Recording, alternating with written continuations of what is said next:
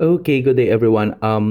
Before I discuss thrombocytopenia and your hemophilia, including your disseminated intravascular coagulation and your idiopathic thrombocytopenic purpura, okay, i-discuss ko muna yung normal clot formation natin, okay? Kasi ito yung nagiging naaapektuhan pag meron tayong platelet problem, okay? So first, normal clot formation. Ito muna i-discuss ko, okay? Now, sa normal clot formation natin, we have your 5 phases, okay? Your platelet phase,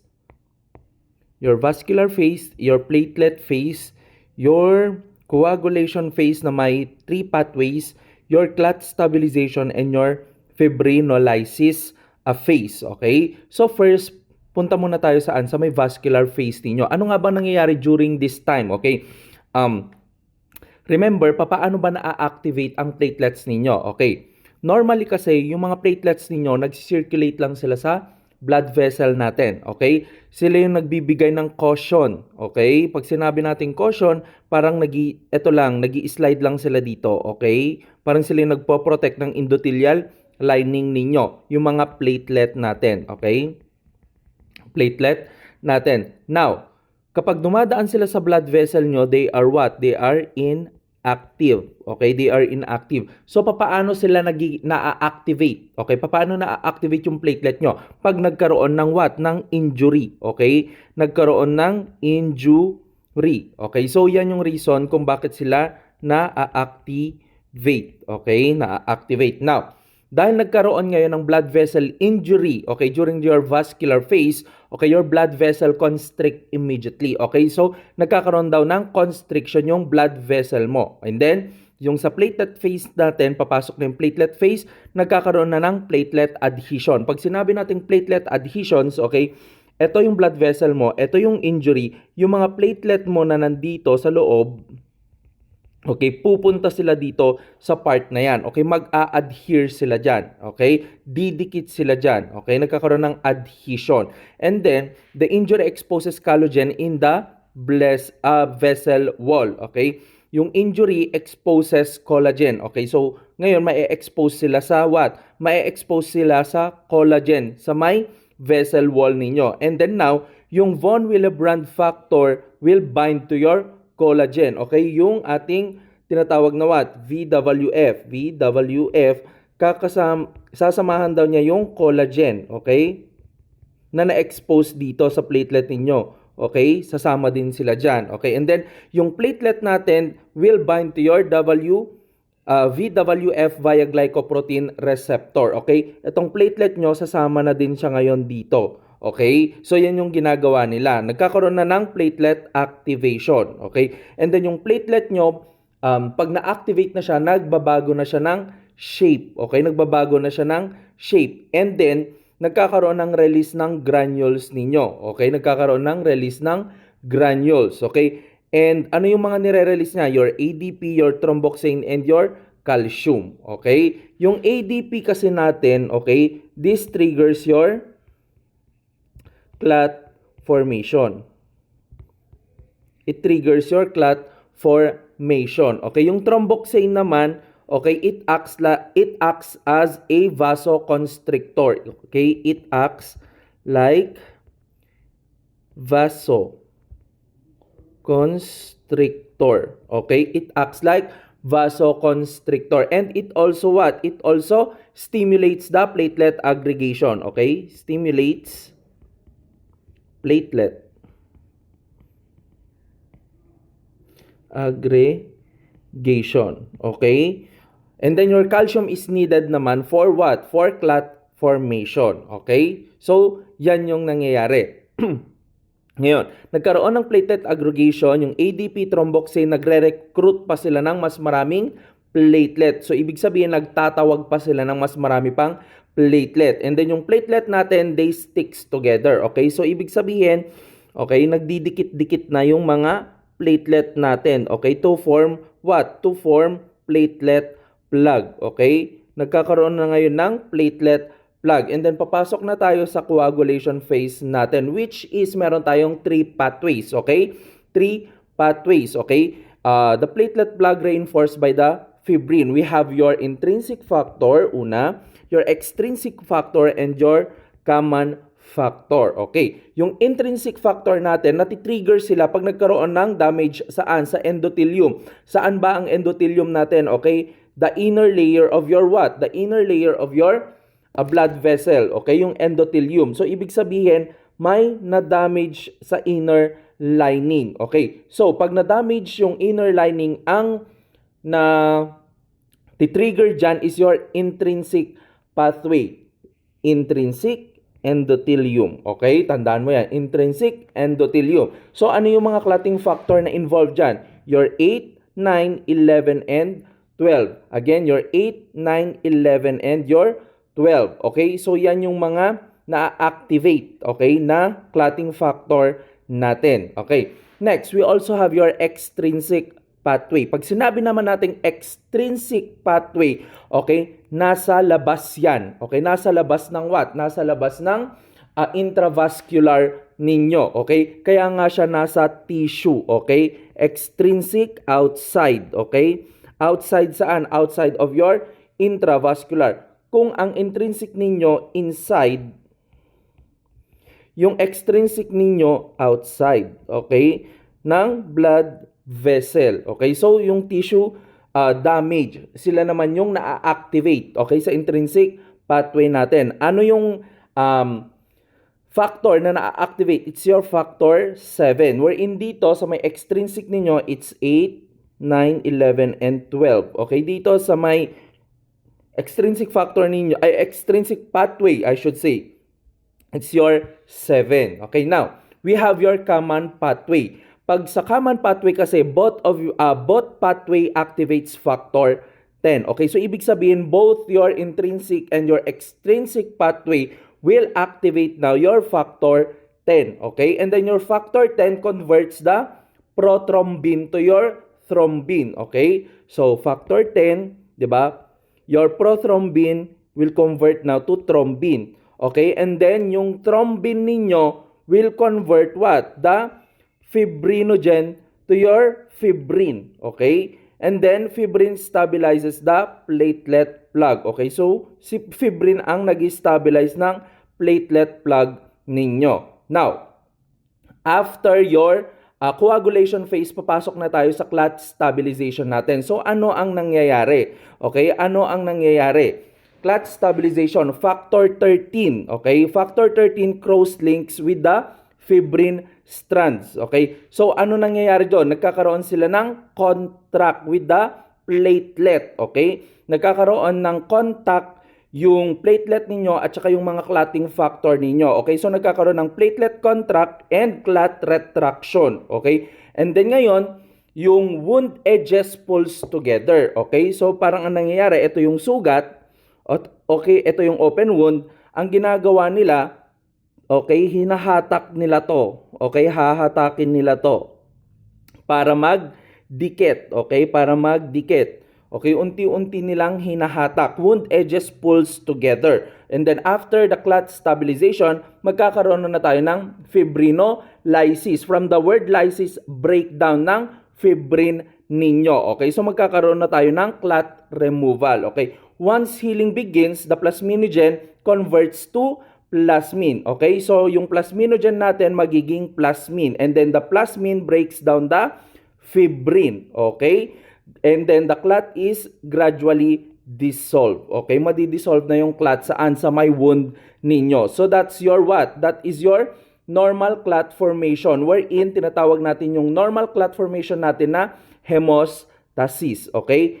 Hemostasis. Iba yung homeostasis, fluid balance yon. Dito sa normal clot formation natin, it's your hemostasis. Kaya maririnig nyo, meron tayong hemostan, di ba, na gamot for that. Okay? So, that is your normal clot formation. Okay, now, pupuntahan na natin ngayon si thrombocytopenia ninyo. Okay? Si thrombocytopenia. Pag sinabi nating thrombocytopenia, it is decrease in the platelet count. Okay? Decrease in the platelet count. Now, ano yung mga pwedeng mag-trigger dito? So, we have your modifiable risk factors and your non-modifiable risk factors. Pag sinabi nating medication, we have your heparin. Okay? Ano ba ang ginagawa ng heparin ninyo? Okay? your heparin is the most common cause of your mediated thrombocytopenia. Okay? Most common cause of your mediated thrombocytopenia. Ano ba ang ginagawa niya? Bakit nagkakaroon ng thrombocytopenia? It triggers the immune system to what? To produce your antibodies. Okay? And these antibodies, this will destroy your platelet. Okay? This will destroy your platelet kaya nagkakaroon ng thrombocytopenia. Okay? We also have your chemotherapeutic medications, okay, such as your oxaliplatin, cisplatin, and your gemcitabine, okay? Gemcitabine, okay? So anong ginagawa ng mga chemotherapeutic medications na to? They damage the bone marrow cell. So ibig sabihin, sinisira nila yung mga blood cells natin sa loob ng bone marrow, causing decreased platelet production. Okay? So yun yung nangyayari. Pag antibiotic naman, okay? Pag antibiotic naman, okay, they destroy your platelets, okay? They destroy your platelets, okay? They destroy your platelets, okay? Pag sinabi naman nating anticonvulsant, ang ginagawa nila dito is what? Bone marrow suppression. Okay? Nagkakaroon ng bone marrow suppression. So ngayon, pag nagkaroon ng bone marrow suppression, magdi-decrease din ba ang platelet production? Yes, decrease din ang platelet production. Okay? Aside from these medications, idadagdag lang natin yung what? Yung phenytoin ninyo. Ano pa? Carbamazepine. And your valproic acid. Okay. Yung mga gamot nito, okay, nagkakaroon din ng what? Bone marrow suppression. Okay? Nagkakaroon din ng bone marrow suppression. Why? Because they are also an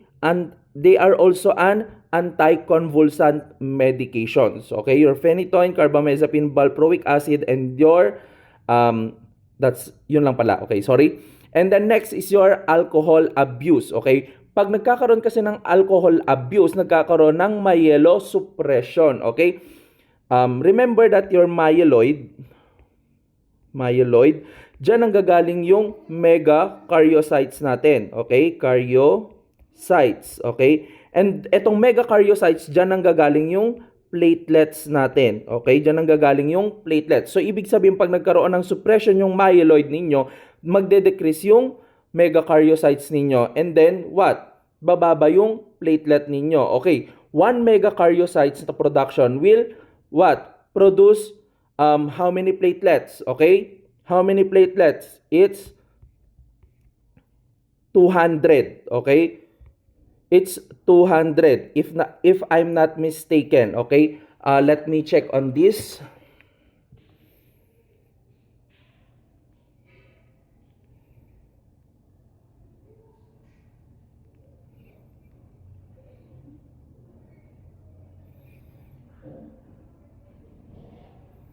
Okay.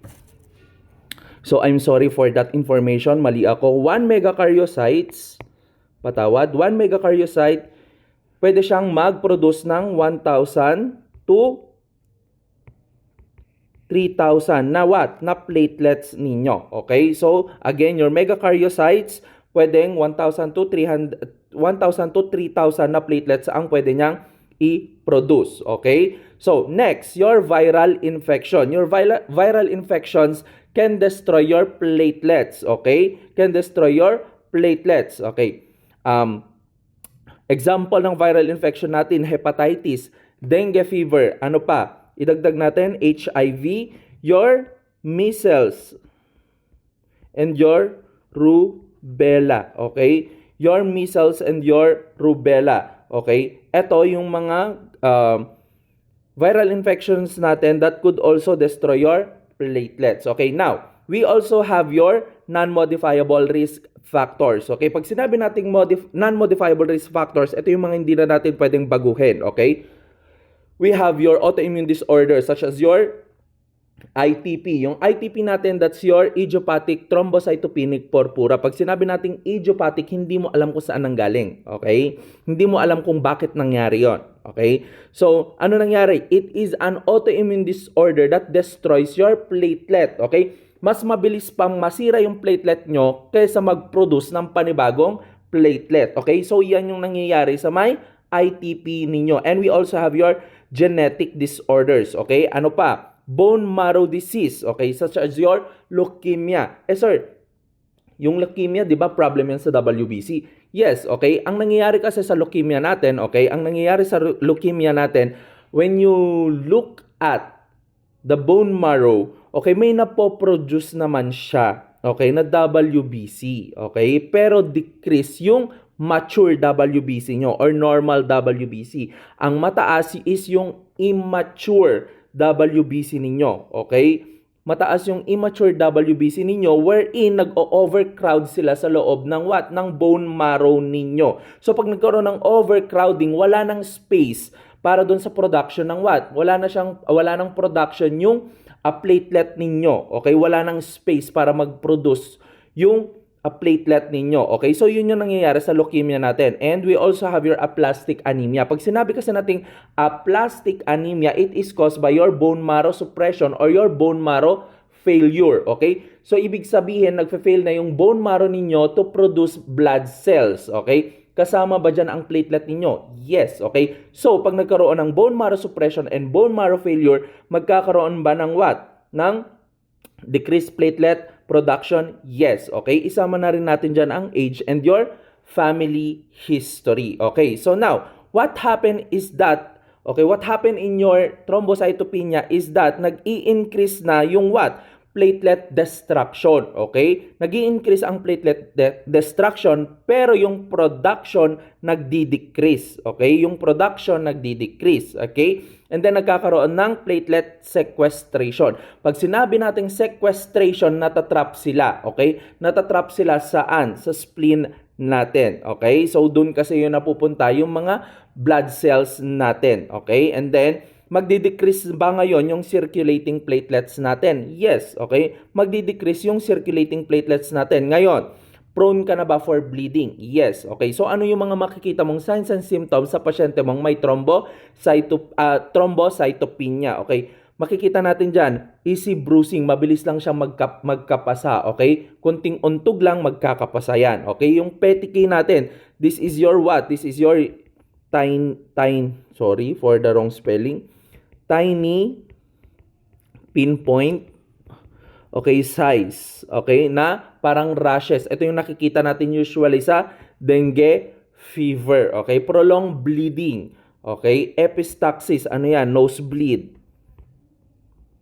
okay, gingival bleeding, okay, yung gums, sa gums natin yan, nagkakaroon ng bleeding, menorrhagia, heavy menstruation, and your hematuria, okay? Blood in the urine, okay? Blood in the urine. So that is your what? That is your thrombocytopenia, okay? Next na pag-uusapan natin is your hemophilia, okay? Your hemophilia. Pag sinabi nating hemophilia, this is what? This is an hereditary, okay? Hereditary. Pag sinabi nating hereditary, namamana, okay? Namamana, okay? Namamana. This is a hereditary bleeding disorder characterized by deficiency or absence of a specific clotting factor, okay? Specific clotting factor, okay? So, ano mangyayari, okay? Pag nagkaroon ng absence or deficiency sa clotting factor ninyo, nagkakaroon ng what? Impaired coagulation, okay? That could lead to your prolonged bleeding, okay? Prolonged bleeding, okay? So, most ng kanyang risk factor is on the non-modifiable. Okay? So, ibig sabihin genetic inheritance. Okay? Pag sinabi natin genetic inheritance, okay, yung X-link yung problem natin. Okay? Yung X-link. Bakit? Nagkakaroon ng mutation dun sa may X-link niya. Okay? Kaya natin siya tinatawag na X-link recessive. Okay? Kaya natin siya tinatawag na X-link recessive. Okay? Paano nangyayari yun? Okay, let me explain. Okay. Si mother, di ba? Yung binibigay niya dalawang X. Okay? Si mother. Okay? Yung isa, normal. Yung isang X niya, abnormal. Okay? Yung isang X niya is abnormal. normal. Okay. And then meron tayo si father. Si father nyo, normal. Ano ba yung chromosomes, okay? We have your X, we have your Y. Ito, normal, okay? Ngayon, ano mangyayari diyan? Okay, ano mangyayari? Okay. Magkakaroon ng anak na babae. Okay, girl to. Normal. So yung genes niya, normal. Okay? So normal yung anak nila na isang babae kung magiging 4 yung anak nila. Okay? So now, next. Yung isa naman, okay, normal, yung isa abnormal. Okay? So etong batang to, siya yung magiging what? Carrier. Okay? Siya yung magiging carrier. Okay? Ngayon, kapag lalaki naman yung naging anak nila. So, pag lalaki yung naging anak nila, okay, X, normal, Y. Okay, so normal tong batang to. Okay, normal. Okay, so itong batang to din, normal. Okay, ngayon, dito na tayo. X, abnormal, and then your Y. Okay, so ito yung batang affected. Ito yung magiging batang affected. Okay? So, kung magiging 4 ang anak nila, 25%, okay, magiging carrier yung isang babae. 25% naman na affected yung isang lalaki. Okay? So, that is your what? That is your X-linked recessive. So, may nagkaroon ng mutation sa isang X-linked natin. Wherein, ang problem natin, di ba, yung X-linked. Kaya mas affected yung lalaki kasi iisang X chromosome lang siya. Unlike dun sa babae, 2 ang X chromosomes nila. Okay? So, yan yung nangyayari saan? Sa may X-linked recessive natin. Kaya nga, mas affected ang male and then nagiging carrier lang ang mga babae. Okay? And then, family history. Okay? Now, nagkaroon ng mutation in the gene encoding clotting factor number 7 and number 9. Okay, number 7 and your number 9. So now, what happened? Nagkakaroon ng reduce or absent in the clotting factor production. So pag nag-decrease or nag-absent yung production ng clotting factor ninyo, the intrinsic pathway of coagulation cascade is disrupted. Okay, especially kapag dito sa may what? Dito sa may blood vessel. Kasi nga sabi ko nga sa inyo, loob, okay, endothelium. Endothelium, it's your intrinsic. Okay? It's your intrinsic. Okay? So ngayon, nagkakaroon ng disruption. Okay? Inadequate activation of factor 10, okay? Thrombin generation is decreased. Okay? Thrombin generation is decreased. Magdi-decrease ang thrombin ninyo. Wherein, pag nag-decrease ang thrombin ninyo, kokonti lang ang what? Ang mafo-form ni or mako-convert ni thrombin na fibrinogen to fibrin. Kaya nagkakaroon ng fibrin clot formation is impaired. Kasi nga nagiging konti lang si thrombin ninyo. So malamang sa malamang, hindi nyo ma-convert si fibrinogen to your fibrin. Okay? Kaya nagkakaroon ng impairment. Okay? So ngayon, nagkakaroon na rin ng platelet plug formation impairment. Okay? Impairment. Nagkakaroon ng what? Platelet plug formation impairment. And yung clot stabilization natin, nagfe-fail siya. Okay? So, pag nag-fail yung clot stabilization natin, nagkakaroon ng delayed, prolonged, and spontaneous bleeding. Okay? Prolonged, delayed, or spontaneous bleeding. Now, ano yung mga signs and symptoms na pwede nating makita sa hemophilia natin? We have your easy bruising, petechiae, prolonged bleeding, epistaxis, gingival bleeding, menorrhagia, and your hematuria. Okay, so that is your what? That is your thrombocytopenia and your hemophilia.